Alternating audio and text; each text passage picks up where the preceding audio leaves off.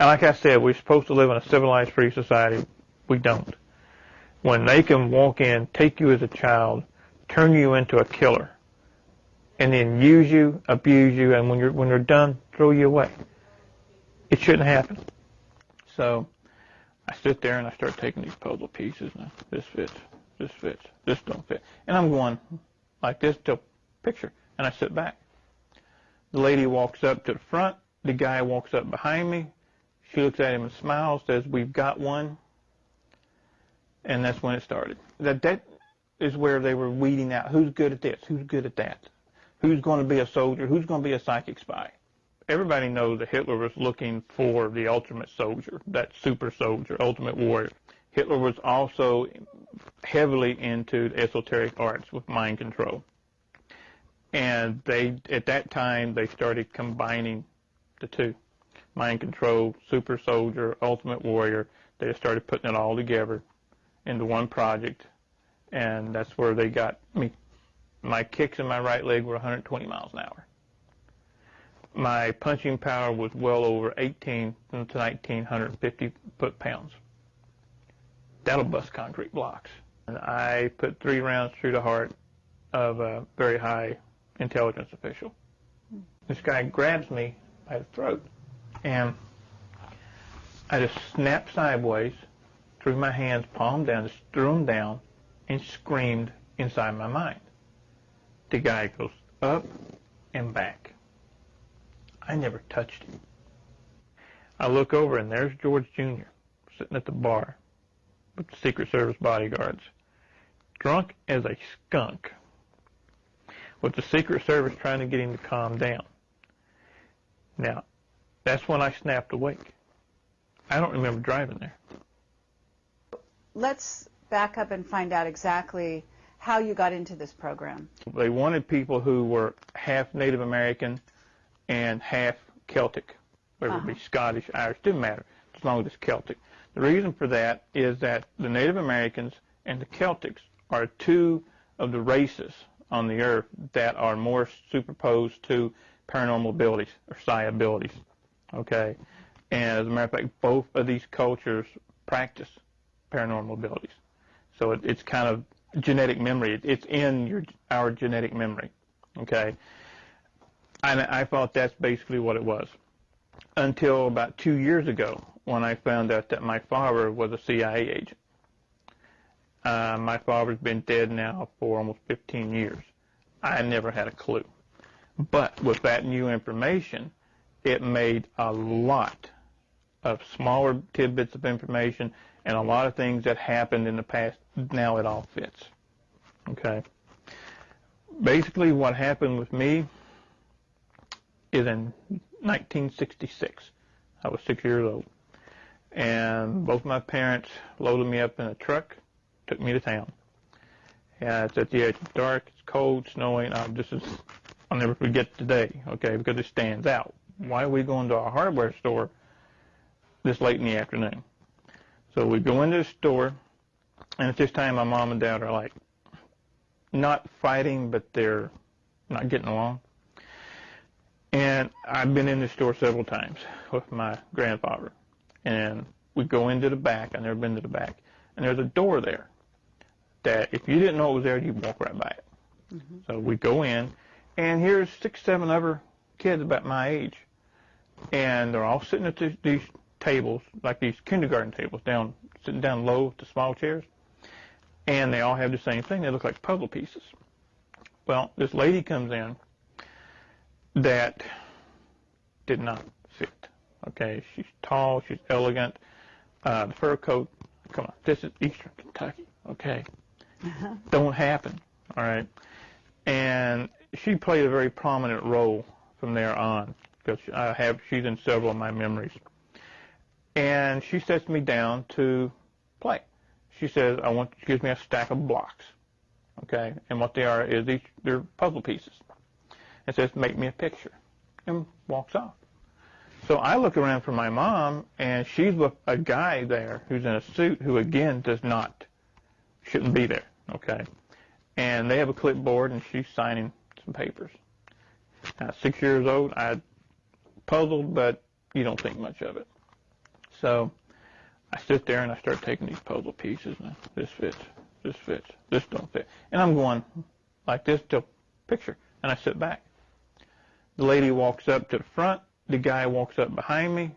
She looks at him and smiles, says, we've got one. And that's when it started. I was given something to drink. I remember feeling sleepy, and that's it. So are you saying, did you go home with your parents that night? No, I did not. I see. I was taken directly. This is what I found out later, because once I went to sleep with whatever was in the drink, the Kool-Aid or soda, whatever they gave me, put me out. My next memory was at 9.5 years old. So you have a blank in your memory right now. Yeah. Now, I have some memories have came back, and I have bits and pieces of memories of what happened during all that. Some very vivid, some I have documentation, some are just memories that are there, okay? And then from there... At 9 years old, why do you remember 9 years old? What happened then? Because I had to take a stint in a hospital.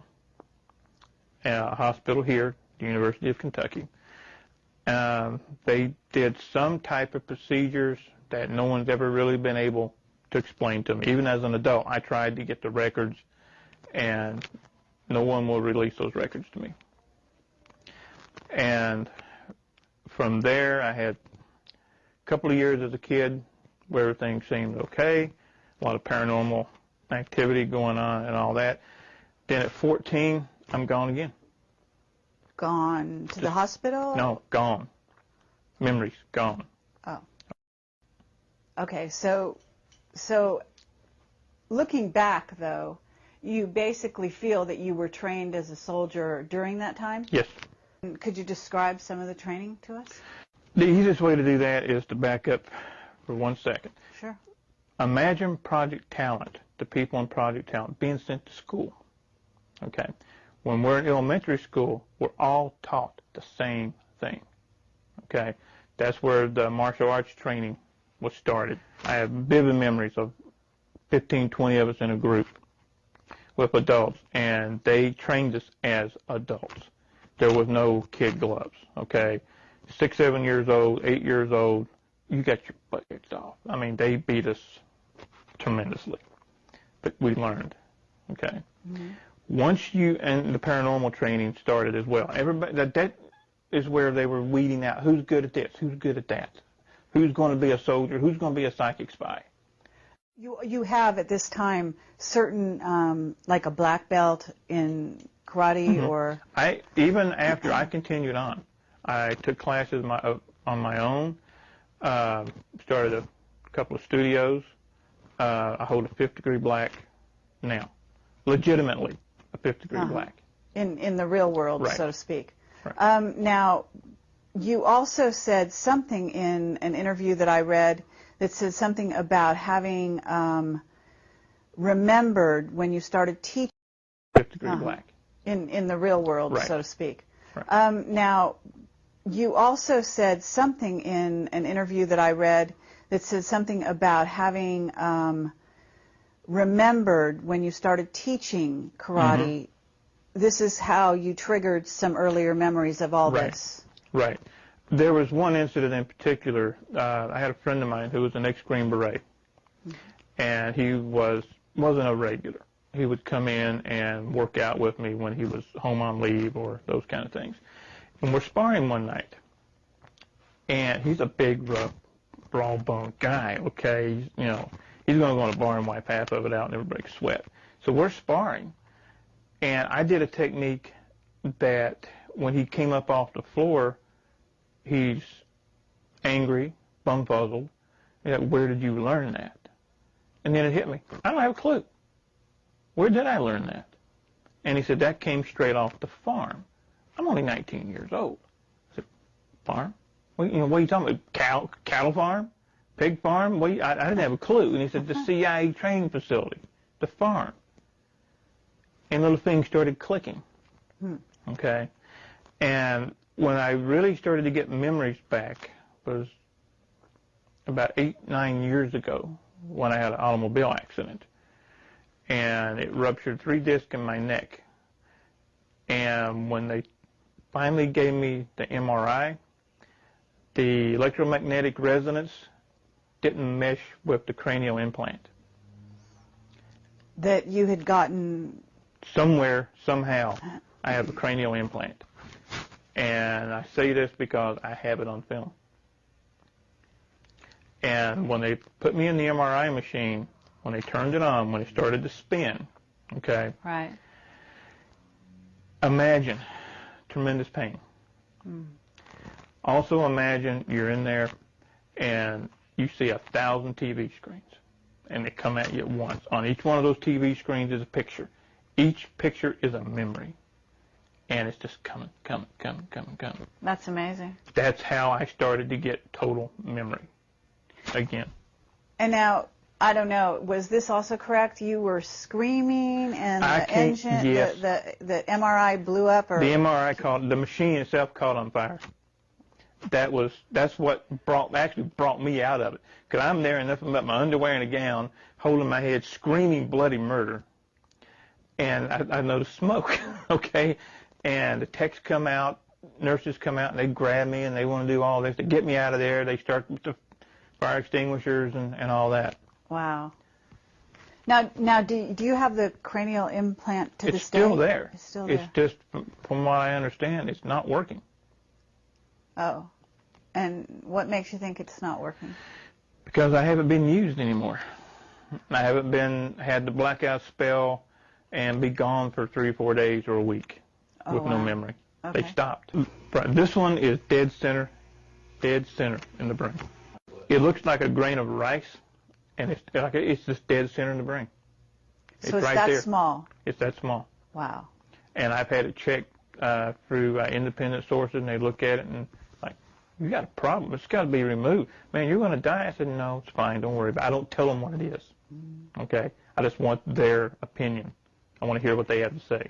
I don't say anything unless I have the proof, or I have someone else who's willing to sign a deposition saying that they were there, they saw it, they know. If I don't have proof, I'll say, this is what I think. Okay. So back when you're a child and you go to the hospital, you said,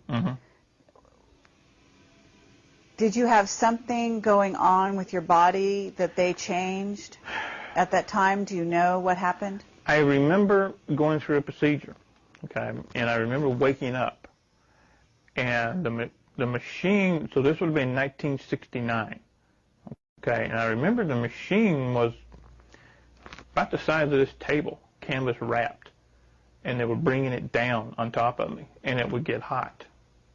And I wasn't supposed to wake up. I was supposed to be drugged completely while I woke up in the middle of it. And I remember being dozens of tubes laying to each side of me where they had been plugged in one at a time. Wow. Now, what happened? I don't know. Now, did you have uncommon strength, or were you, did you notice drastic changes in your outlook towards reality? I mean, at 14, this is probably hard to tell, but, as time went on, do you think that you developed at a different rate than other children? Yeah. Because of maybe some of this? I think so. I've always been stronger, faster, more endurance than anybody around. And that is also the same with all of us that came out of these projects. That's part of the super soldier structure. They want the super soldier to be just that super, beyond normal, faster, stronger, more endurance, pain tolerance, et cetera, on and on and on. That's what they want. So can you tell us what abilities you have? But if at the peak of your performance, if you want to call it that, what do you think you were capable of? Physical ones, yeah, I've kept. The paranormal abilities, I have kept some. The main paranormal abilities come out when the alternate personality comes out. That's one of the things that they did to us. They gave us alternate personalities. So we were trained in the alternate personality. I have witnesses that have saw me bust heavy bags with one punch. You're not supposed to be able to do that.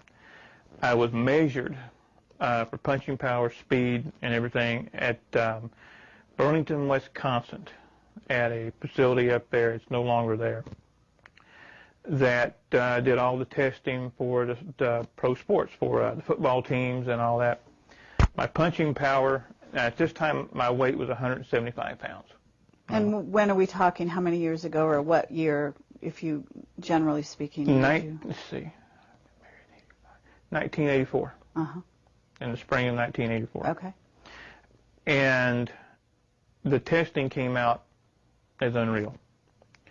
My punching power was heavier, stronger than that of a super heavyweight boxer.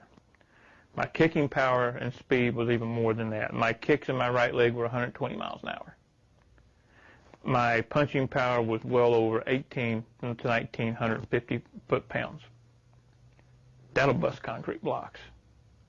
Okay, now in terms of your psychic ability, what were those abilities? My primary psychic abilities, and the ones that I have kept in this personality, is being able to get in someone's mind, being able to foresee what's events in real time. And when I mean get in someone's mind, I don't mean read their mind, read their thoughts, hear their thoughts. It's more of what some people that I work with now we call picting. We see pictures of their thoughts. Like you may be thirsty, thinking about a soda. I'll look at you. I'll see a Pepsi can. Okay? That's what happens. And these type of abilities to a fighter, a soldier, or an assassin, think of the edge that gives that person. So do you have absolute recall of times when you're in the other personality now? I have witnesses to that, yeah. See, what happened is I'm not supposed to remember anything right now, okay? I imagine.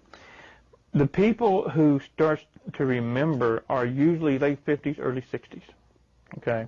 Much too old to really do anything, but I'm not saying 60 is old, but in this society, by the time you're 60, 62, anywhere in there, people write you off. So how old are you now? Because I can't tell. I'm 46. Uh-huh. I know. No, everybody says you don't look 46. That's one of the other traits that we have. Mm-hmm. None of us look our age. Longevity. Yeah. Okay. Most of the people who when they start getting their memories back, when they get their memories back is when the personalities begin to mesh. They're no longer personality A, personality B anymore. They start going together. So when all these other memories start coming in, meshing with the other memories, to mesh. They're no longer personality A, personality B anymore. They start going together. So when all these other memories start coming in, meshing with the other memories, they go nuts. Most people. So most of these people committed suicide. Okay. Okay. And now the ones who didn't wind up in asylums. Is it possible, Duncan, that they could also have been programmed to commit suicide? Yes. Like a kind of self-destruct when no longer useful? Mm-hmm. Absolutely. So you kind of have beat the system in a certain sense. Mm-hmm. And you must have had struggles. So what's keeping you going, and what is it that you think allowed you to sort of maintain? After the car accident, we moved from this area. We moved to upstate New Jersey. I was never supposed to lift anything over 5 pounds again. I was never supposed to be able to hold my arms above my head. That's how serious the neck injury was. 2 o'clock in the morning, I'm sitting in my apartment in New Jersey, and this little voice comes in. Said, what the is your problem? What's wrong with you? You wimp, you're going to give up? You've been a fighter all your life. Get up and fight. I started doing push-ups that night. A year later, I'm fine. So you basically brought yourself back from your injuries. The injury's still there. I can go to a neurologist right now, let them do an x-ray, and they'll look at me and say, you need to be in surgery today. Okay? Huh. But I refuse to go. The pain is still there. I live with pain 24/7.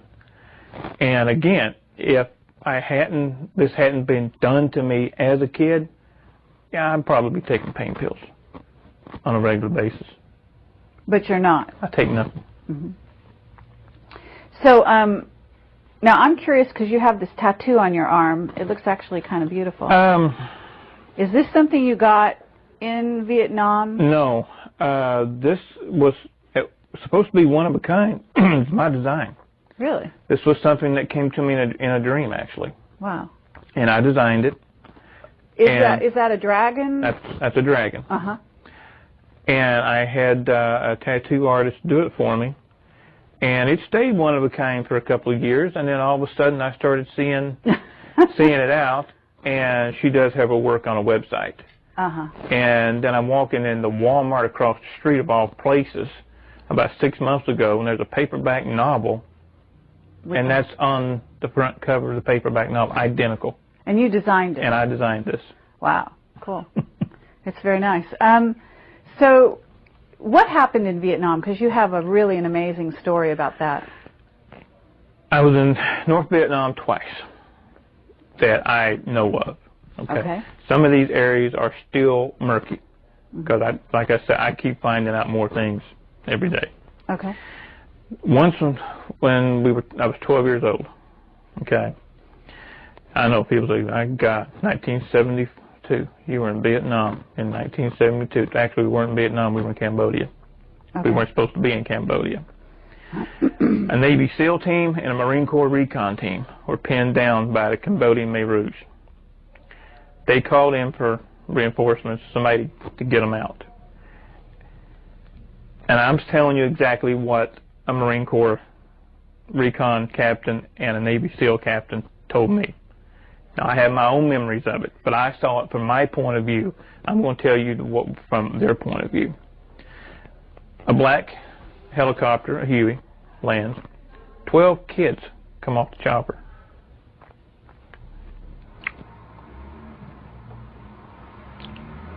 Yeah, there still are a couple of things. Take your time. We got all the time in the world, and I can understand. Long story short,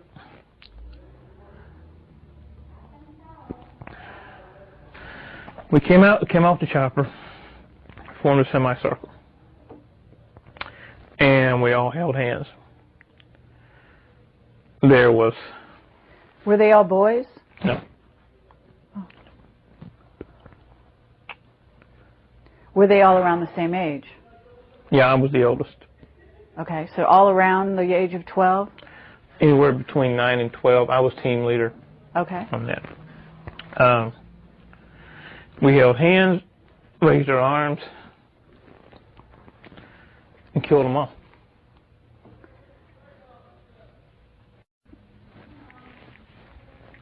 Who did you kill? Every Khmer Rouge soldier within 20 miles. How is it that your powers were able to target the other side and not? I wasn't the trying to think of the phrase. I was like the lead battery, but I wasn't the one who did the targeting. Aimed. So you didn't actually aim your power. You guys were the power. Someone else did the aiming. Was it the kids that did the aiming or someone else completely? One of the other kids. Oh, yeah. Okay. Now, did you know the other kids? Mm-hmm. At the time you knew the kids? I know one right now. Do you? Mm-hmm. Okay. Now, is this person willing to come forward or not? Not this one, no. Are they even aware that they're one of them? Mm-hmm. Are they? Yeah. Wow. Okay.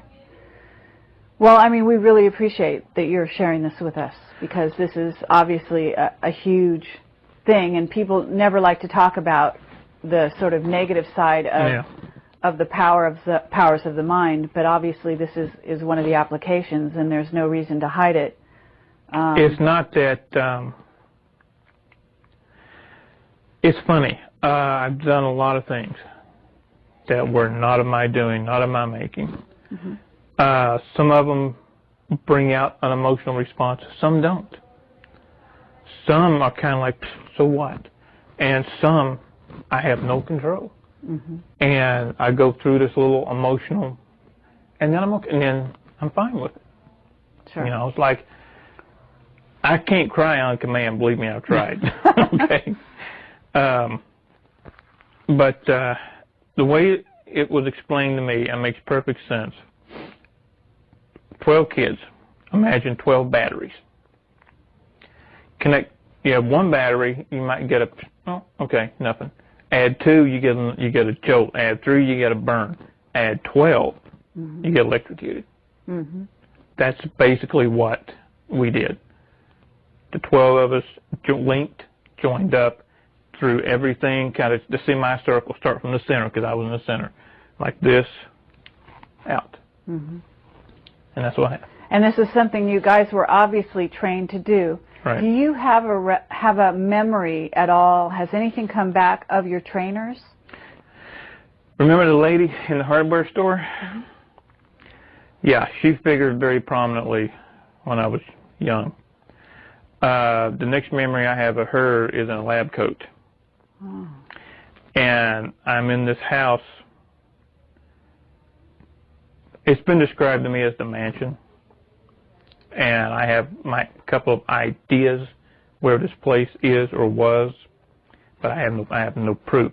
Okay. I'm in a hallway, and there's green and white tile. These 12 by 12 tiles is on the floor. And I'm doing something that all of us that come out of this has the same trait. We don't come down on one knee or anything like that. We squat.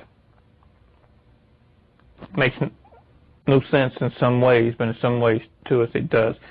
We squat on the balls of our feet with the arms out loose, almost like an animal. Okay? Okay. About 10 feet away, I have a small water bucket. And what I'm doing is raising the bucket, trying to turn it over, sit it down gently. Raising it with your mind or with your hands? Correct, just with my mind. I see. And what I'm doing is I'm raising it, turning it about halfway, and it's just dropping. I'm not getting it. Okay? And I look around, and this lady's behind me with her clipboard, taking notes. And I tried to get a response. I looked at her trying to be nice. I said, I've almost got it. And she basically just looks down, snarls, and walks off. There was nothing nice about any of this. Wow. So, okay, you said you were in Vietnam twice that you remembered. There was nothing nice about any of this. Wow. So, okay, you said you were in Vietnam twice that you remembered. What was the second time? The second time, all I remember is being shot down. We were taking off in a Black Hawk. No, I'm sorry, not a Black Hawk. That was that's another incident in a Huey, and we got about 10 feet off the ground, and took some anti-aircraft fire, and we went down. And this Navy SEAL captain, who we've talked about, is the one that pulled me out of the chopper. Oh, so this is the guy, the witness that you say is also witness to the Vietnam incident that you told us with the kids. Correct. And he was in charge of where was he at the time? The easiest way to tell you about this guy, his whole family was CIA. Okay. He was one of the most decorated and had one of the best kill records in Vietnam. His abilities as a sniper were unparalleled. And then at the same time, he was also a sailboat captain, because he pulled, I think, 5 or 7 tours in Vietnam. So, but he wasn't messed with the way you were, I'm assuming. He does have some memory gaps, yes, Okay. but not to the extent that I have or some of the other. And how did you guys hook up? When I started getting my memories back, I started looking for him. Because you knew who he was? I mean, now you remembered from the age of 12 who he was? Yeah. I remembered his face, and I knew, being what he was, he's going to only be in certain circles. So I started frequenting those circles. And I finally found him, and we sat down at dinner at a casino and started trading stories, and that's history. Wow. That's great. Is he willing to come forward on record? He is, yes. Would you introduce us? Yes. Thank you. Absolutely. Okay, so can you tell us a little bit more? I mean, I'm going to imagine you were a remote viewer. Am I right? Not one of the best, but yeah. Okay. So you were physically trained. You were mentally very astute. What was your title? Were you, in other words, you said some were psychic spies, some were warriors? Correct. My problem, and I've been told this by some very strong sides, is my problem is that I fight the psychic abilities. I don't just let them flow. I fight them for whatever reason. I block them myself. Mm-hmm. I went, as I graduated through Project Talent, I said it was a school, moving on. At what age was this, would you say? This would have been mid to late teens. Okay. I was turned into a soldier with psi abilities. Mm-hmm. Like I said, I wasn't one of those that was put into the pitch black room and could tell you what a politician 4,000 miles away was having for breakfast. Okay, I wasn't one of those. Okay. I know some people who were. Sure. But I wasn't. Now, did you know Joseph McMoneagle in that? That name does ring group? a bell. Uh-huh. I've been asked that before. I just can't say for sure. Okay. So where were you based, do you think? I mean, you weren't based in Kentucky. No. I have memories of being in several different training facilities. I do know I spent 3 years on St. Thomas, on the island of St. Thomas in the Virgin Islands. And that was verified to me about 3 years ago. Okay. I'm going around seeing people, and they're looking at me and saying, I haven't seen you since you were a kid. I guess what I'm trying to get at is, once you were trained, you were sort of ready to go. So where did they use you? Do you have any idea? Were you in war? After Nam, I do have some vivid memories of a couple of assassinations that were carried out. I have memories of being on military bases. And I had it verified that I was at Norfolk Station, Norfolk, Virginia, by a radar man who was stationed there when I was with a team. And he contacted me because he saw my picture. And so he told me, what happened during this time is that he told me things as fact that happened that I thought were just dreams/memories. And he's telling me this without me telling him anything. Were you an assassin? Yeah. Okay. Yeah, I was. And I don't know, how did you assassinate people, and what kind of people would you be assassinating? Do you have any idea? I mean, were they people in wartime? Were they Americans? Some, yeah. One that I remember, and I think I remember it so vividly, is because it was the last one. The last time I ever did anything for the government was in D.C. And I put 3 rounds through the heart of a very high intelligence official. Now, do you have conscious memory of this? Of this one, I do, yes. Okay. I never knew the name. I was given a photo, a target, habits, do the job. That's it. And do you remember any operations taking place in other countries? France. In France? Mm-hmm. That's interesting. What the vivid memory is that I have, and I also was shown a photograph of me sitting at a little cafe from the Eiffel Tower. Okay? I have no knowledge at that time of being in France. But the guy showed me the pictures of 8x10 black and white, and there I am, drinking something out of a cup of steam, and there's the Eiffel Tower in the background. Wow. And I remember doing a job, but I don't remember what it was about. A decoy was sent in, and what the lady was to do was to get the guy to come out of the bar, hopefully not exactly in his right mind, inebriated if possible. And my job was to snatch, grab, get the information, and then terminate. And I remember doing the snatch and the grab, and then the memory fades from there. Uh-huh. So you must see movies, right?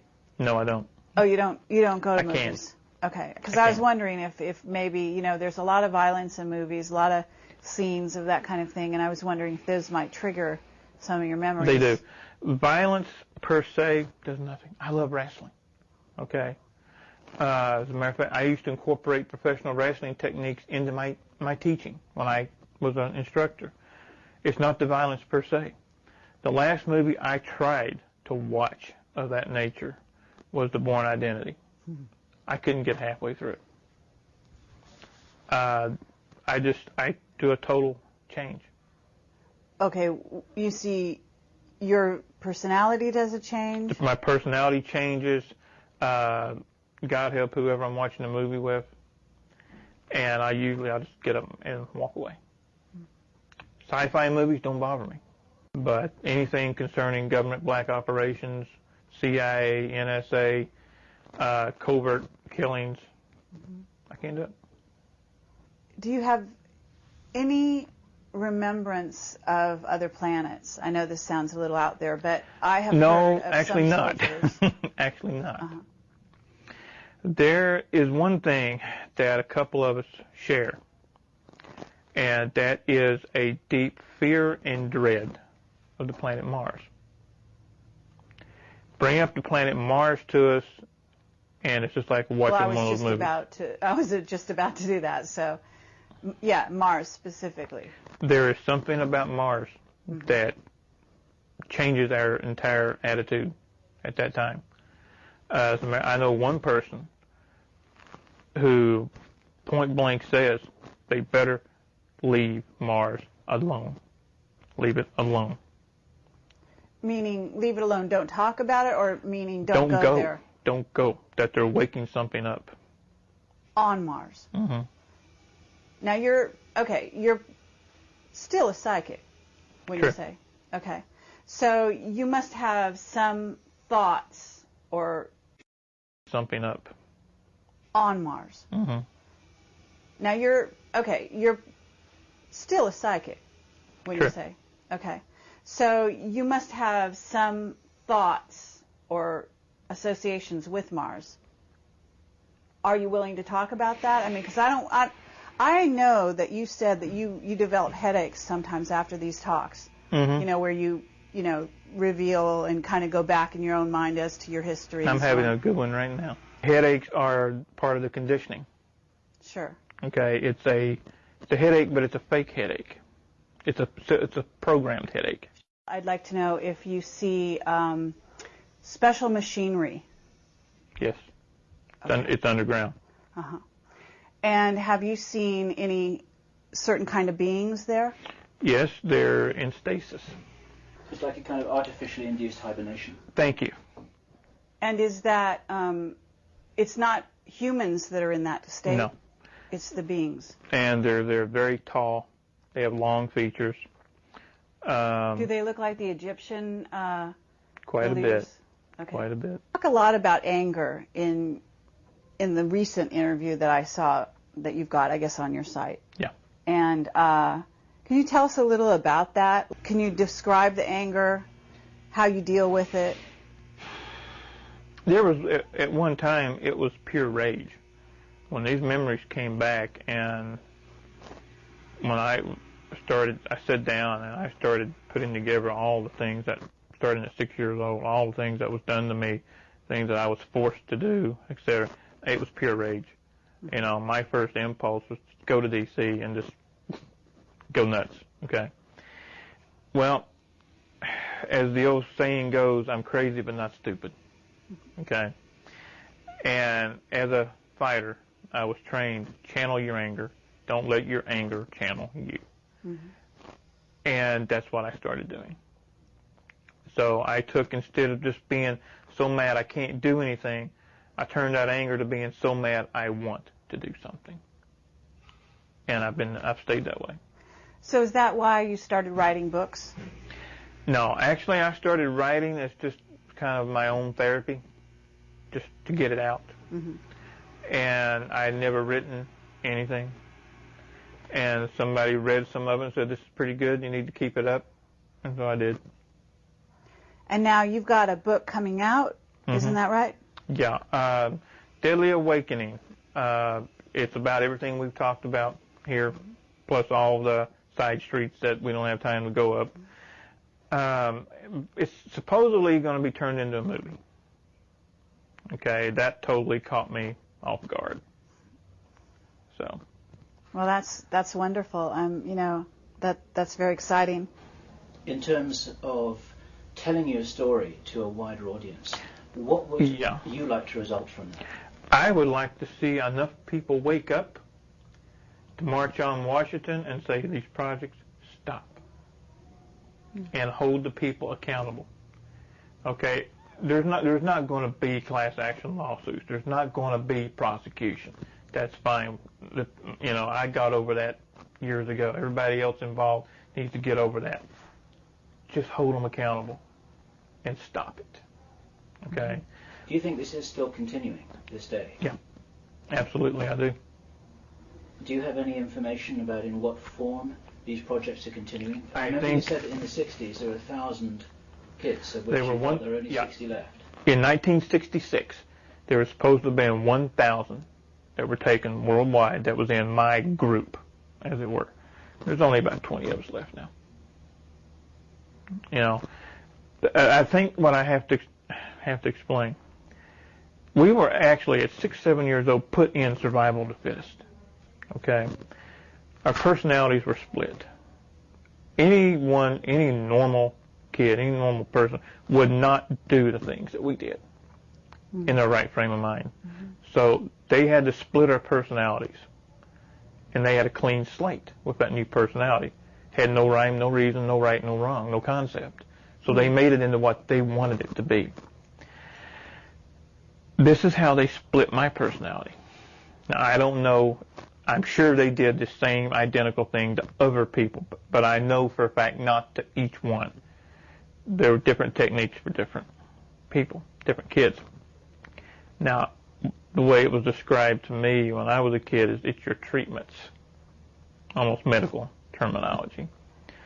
Imagine being 6 years old, and this is one of the funny things. I can talk about this with very little emotional because it was done to me, not something I did to someone else. You're strapped naked to a wooden chair. Arms out like this.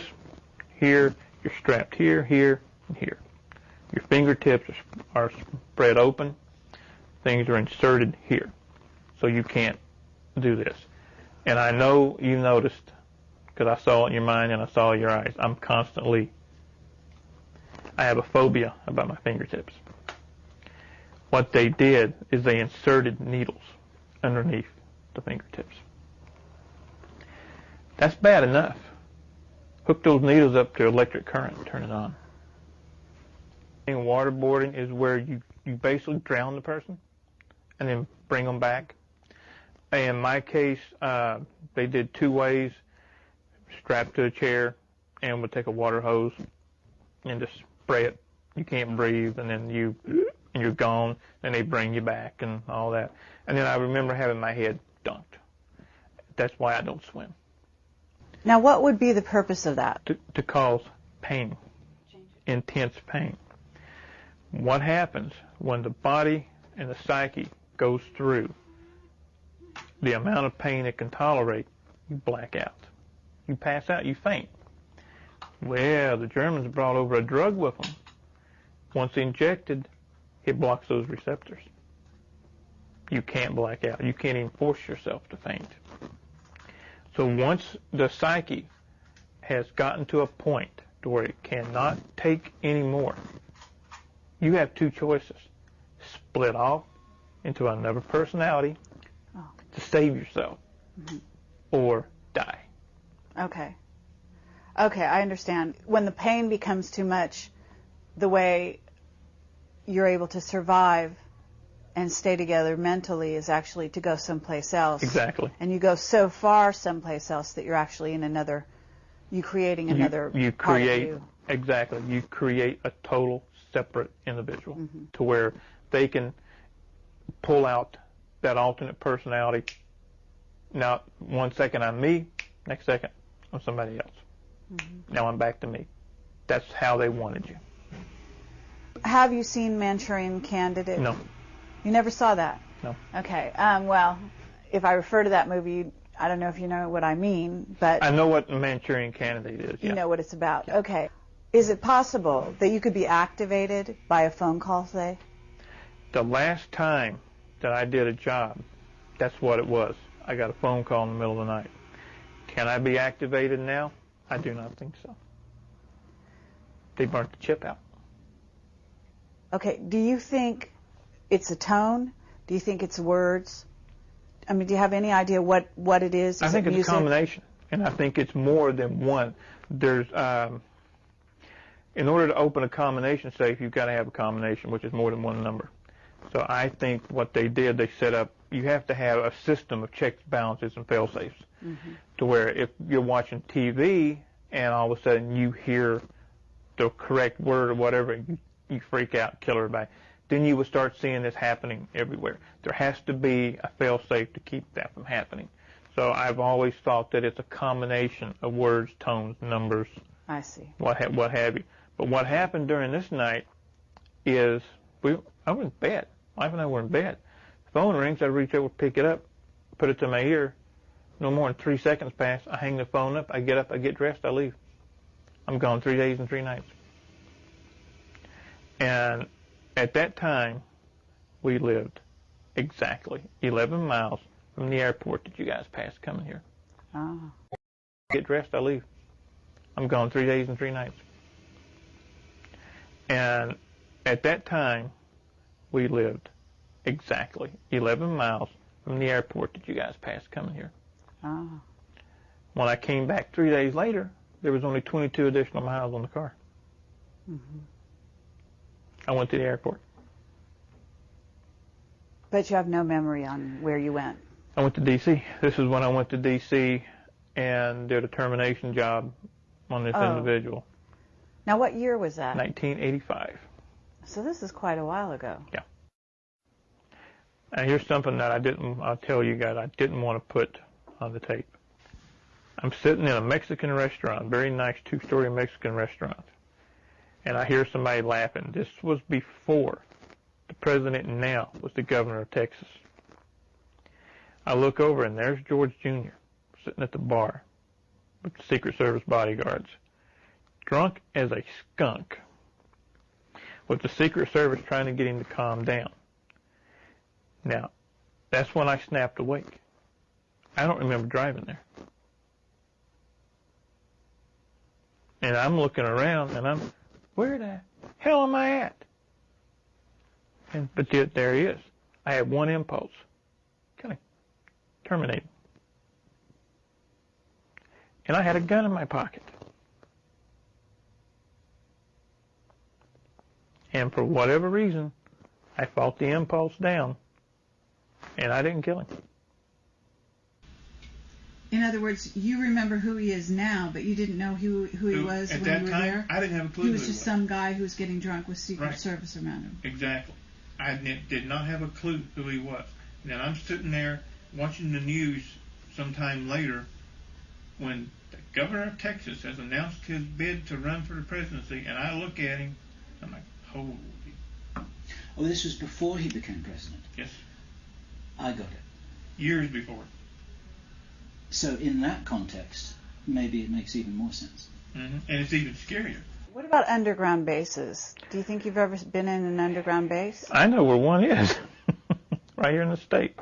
When I was in my mostly late teens, okay, that I remember the farmhouse that we lived on was situated in a valley. And there were old logging roads that went all the way around the valley. I had a good 5-mile run up and down the mountains on a good graded road. There was also some worked out strip mines over to the southeast of there. Well, one day I'm running out through there and I decide to drop down the hill and go over and look around. As soon as I do, I can feel the vibrations in the ground. And I drop down and I put my ear to the ground the way my grandfather, taught me how to do. And I get up and this little voice says, "Get the hell out of here." As I'm running back up the hill, a chopper lands. Wow. I didn't go back anymore. But a couple of days later, two things happened at once. Okay. My father had a friend. His name was Paul Preston. Paul Preston was somebody, and still is somebody, that I would terminate with extreme prejudice. I don't care to say that. When I was 14, we were getting ready to work the field. We had a cash farm. And I was working on a tractor. We lived about a mile up a dirt road, off the main road. And I can sense a vehicle coming before it's halfway up. I stop and I look out, okay, and I see this grayish silver van coming up into the driveway. Brand new. Has a UHF antenna on top. I've never seen anything like this. Again, this is Kentucky in the mid-'70s. Nobody had that kind of money. This was before the coal boom, before the energy crisis, before people made $20 an hour. People were lucky to make minimum wage, okay? And this guy gets out of this van, and I noticed it has Texas tags. I had heard my dad talk about this guy. They were childhood friends. And then this was confirmed to me later on that they were in the CIA together, that Paul Preston was actually station chief in more than one area. But he gets out of the van, calls me by name. I never met the guy before to my knowledge. And in that instant, I had two thoughts. One was run, because this guy's bad news, this guy's dangerous, run. The other was take him out, kill him before he kills you. Okay? I'm only 14 years old. Wow. Yeah, my hair was longer then than it is now. And my dad comes down from the house. And they do the handshake, slap on the back, huggy, all this kind of stuff. Well, Mr. Preston looks at my dad, gets real serious, says, "We got to go talk." My dad changes. His demeanor changes. So they go away for about 20 minutes.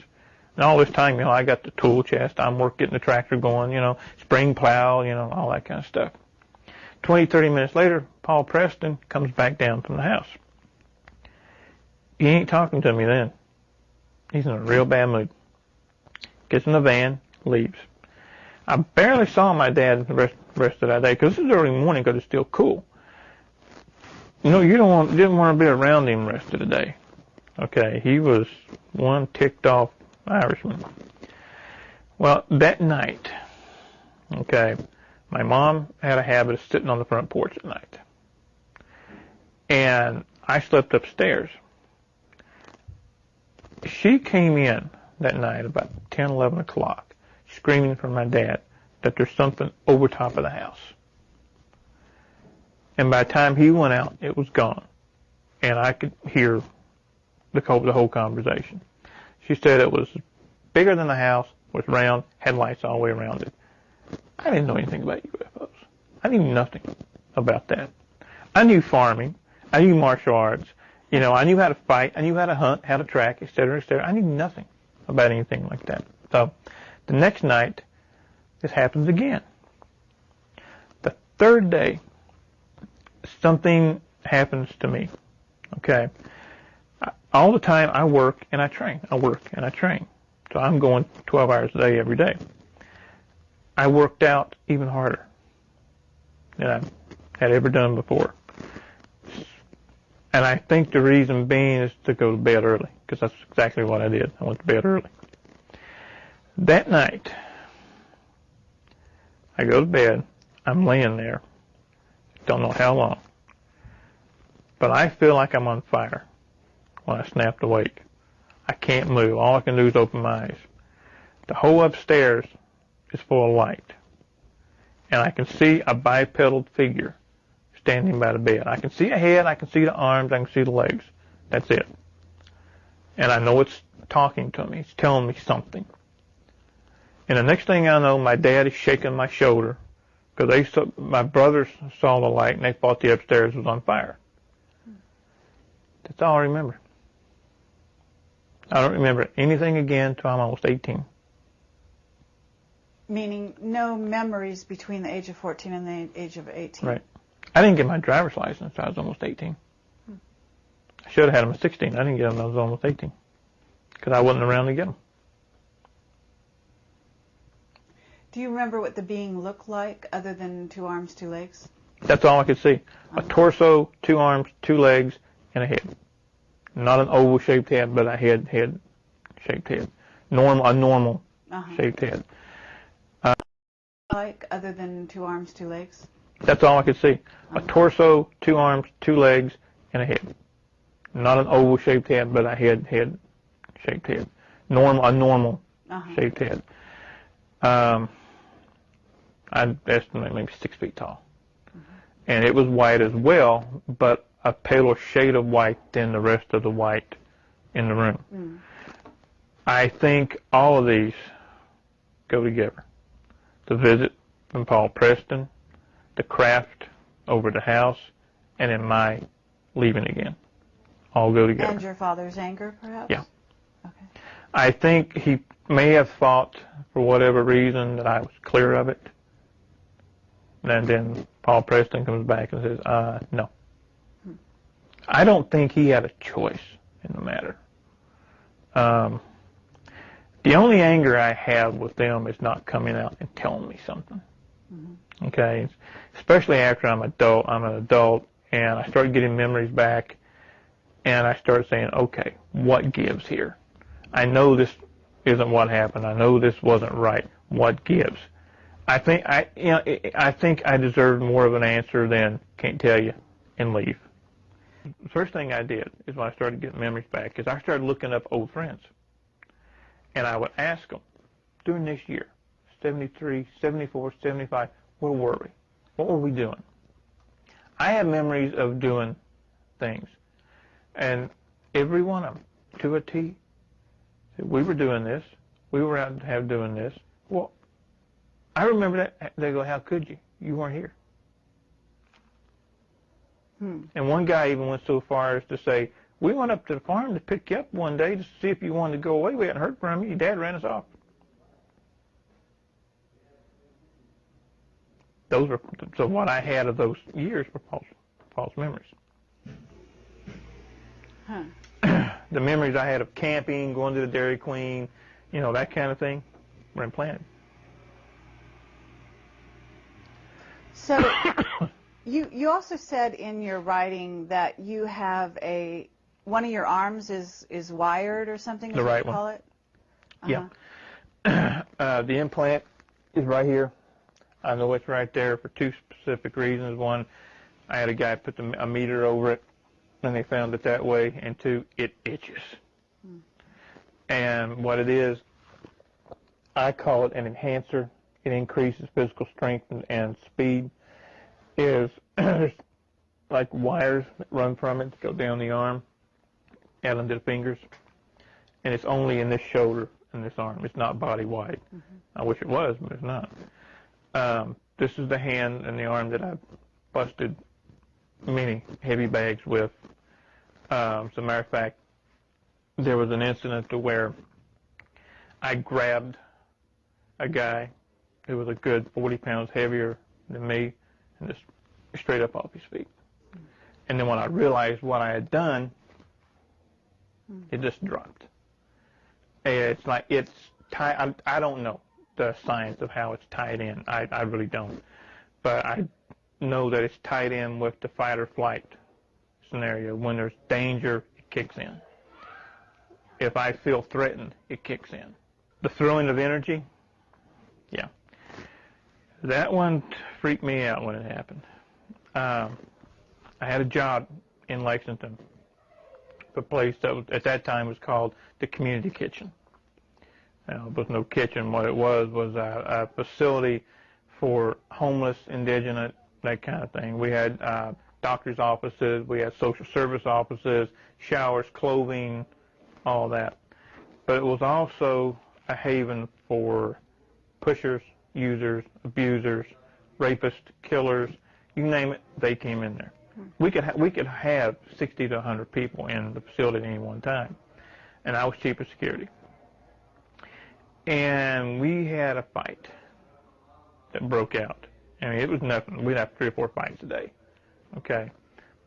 But we had 2 girls get into it. They fight worse than men, okay? And my partner had one holding her down. I was holding the other one down. And when I say holding them down, I was just sitting there with one arm on her shoulder, okay? She was laughing about it. And the next thing I know, I look up, and I see this extremely large man standing over top of him, and he's got 3 or 4 friends with him. And he's giving this routine, I'm giving you the count of whatever to get off of her, I'm going to do this. Well, I snapped. I'm on the ground. I look up, I see I'm outnumbered, outgunned. I changed. Normally, I would have rolled out of the way, got up, started cussing him right back at him, threw him out the door. No. I stood up and hit him. And the witnesses there said I didn't just hit him once. I hit him 12 times in a matter of a second. It broke his neck. His neck was as big as my legs. And it just snapped his neck. Well, when that happened, the whole facility went berserk. It just went, half of them were coming at me and my partner, and the other half was using it as an excuse to get whoever they didn't like. Mm-hmm. And it's during these times that something happens that I can't explain. It's like I step outside of space and time. Everything turns black and white. Everything goes slow motion. It's like I've got all the time in the world to go from point A to point B because this guy ain't moving. Okay, and it's like I'm just walking through, bam, bam, bam, guys going down, and then I'm grabbed. This guy grabs me by the throat, and I just snapped sideways, threw my hands palm down, just threw them down, and screamed inside my mind. The guy goes up and back. I never touched him. And when that happened, that ended the entire fight. Because I'm standing there, and I'm looking around, and I'm suddenly aware that everybody's staring at me. And somewhere during this time, the cops have been called. So here come the cops, here come the ambulances, the paramedics. And I talked to one of the cops, give the report. Half of them are taken to the hospital, the other half are barred out, some are taken to jail. And I went to the nearest bar I could find. And I sat there because I didn't know what to do. I knew something had happened. I knew it was real because people were coming up to me, what did you do? How did you do that? And I don't have an answer for you. I don't know. What year was this that this happened?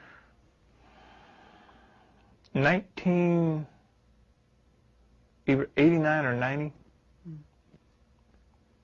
I'm trying to, I worked so many jobs during that time, during those years, which is something else that I've been told is indicative of all of us that came out of these black operations.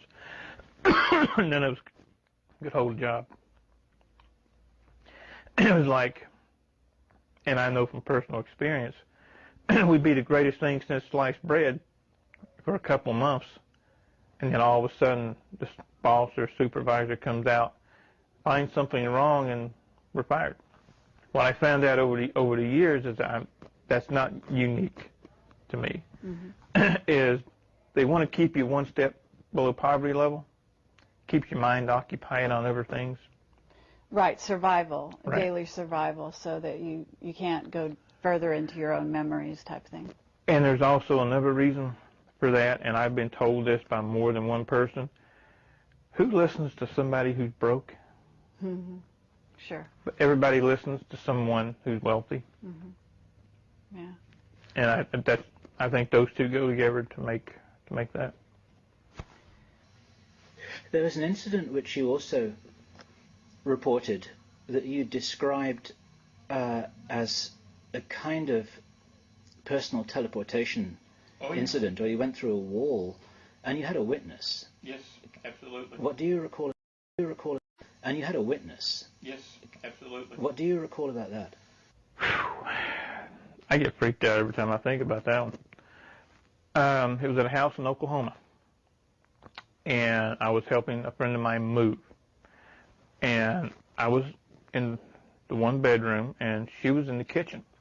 For me to get from the bed to the front door would have entailed going down, cutting across, down, cutting across, very winding way. Well, as I said, she was in the kitchen, straight line, kitchen, living room, front door. No door in between, no wall in between. Well, she was reading and doing her own thing in the kitchen, and I'm sound asleep. And her youngest son gets up screaming and goes to the front door trying to get out. This is 2, 3 o'clock in the morning. She jumps up, starts to run to get him. I hear the scream, and I remember raising up on one shoulder, in the mind, seeing the kid, reaching toward the door, and I'm at the door. She said that I came through the wall in front of her, and all she could do was just stop and say, "Whoa." And I think, whatever I did, if I had froze inside that wall, that would have been fun. My grandfather, my mom's mom, was a full-blood Cherokee, and he gave me the name of Gray Feather. Gray Feather? Yeah. Uh-huh. And I asked him once, I said, Pops, what does Gray Feather mean? And he said, "You're a tween man." And he had an accent, and I said, "What?" He said, "You walk between worlds." And this is before I knew anything about anything. I saw 9/11 2 weeks before it happened. I put it up on some bulletin boards on the net, was laughed at. I lived in Delaware at that time, right on the eastern shore, walking distance to the beach. I had a trip planned to Boston.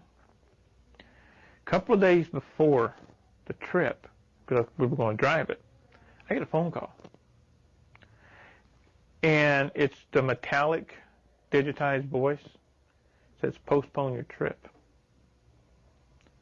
2-day window, plus or minus 1 day, wherever, here, or here. It's going to be something big happening in New York. You don't be caught in it. Now, have you had other premonitions that haven't come true yet? Yeah. I've seen this country almost split in half. I mean, physically split in half. Again, I lived in Delaware, and I just laid down, and it's one of those times where 1 minute I'm here, next minute I'm here, okay? And I'm looking down on the United States. This is before I knew about the super volcano and all this and that, but I saw that area all going up into Canada, coming all the way down into Mexico. The whole western part of the country split off from the rest of the United States. And what I'm seeing is like a river of fire coming all the way down. Wow. And did you have a timeline for that? Soon. Mm-hmm. Very soon. So are you making any plans for yourself and your family because of what you're dreaming or seeing? Yeah? Yeah. Uh-huh. Are you finding a safe place? There's really not going to be a safe place. The best preparedness that I know of is to be able to be mobile. Mm. There is no one safe place. Okay. I started to go public when I lived in Delaware, after an attempt was made on my life.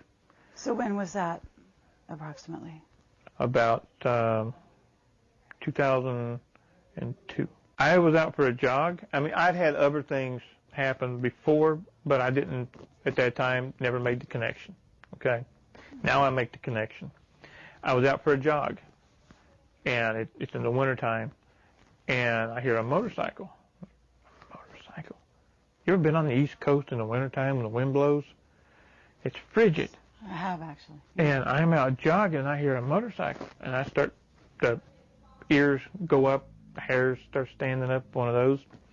So I go from a hard run just to a light jog, and I see the motorcycle. Solid black. No insignia, just solid black. Two riders dressed in black. Black OPEC face mask. I'm going this way, they're coming this way. This thing is going so slow, I'm trying to understand how in the world it's staying up. And as it comes up to me, I'm running scenarios. Okay, I'm wearing ankle weights and wrist weights. Like, okay, I'm waiting to see a gun.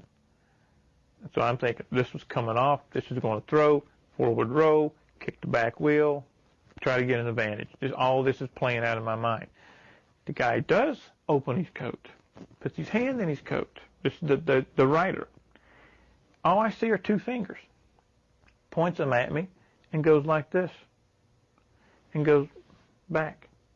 And I'm thinking, okay, this is just a warning, okay? And they slowly go on down the road, going toward Route 1 to go north. I didn't make it 10 steps. I had puke, bile, everything.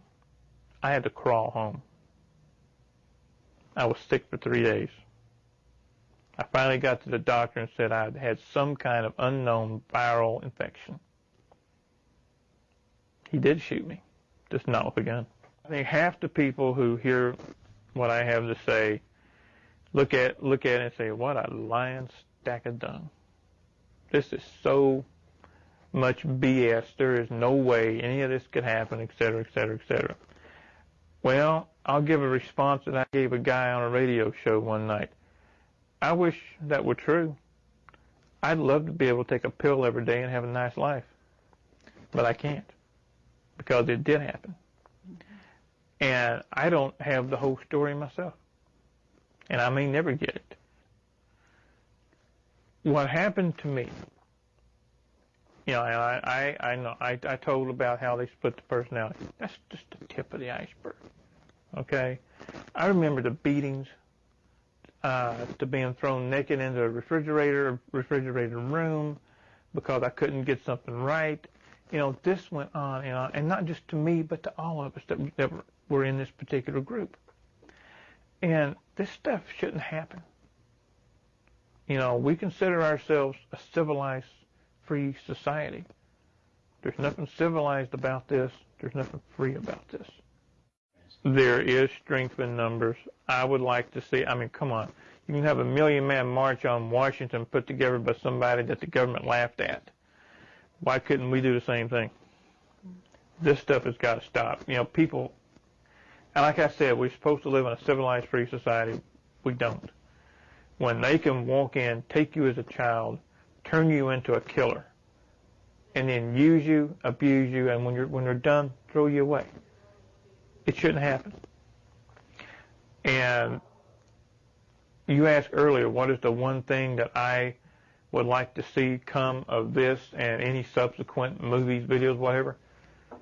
I want to sit in a chair just like this in Washington, D.C., in front of the full Senate and demand answers. I'd do it in a heartbeat. I ain't shy.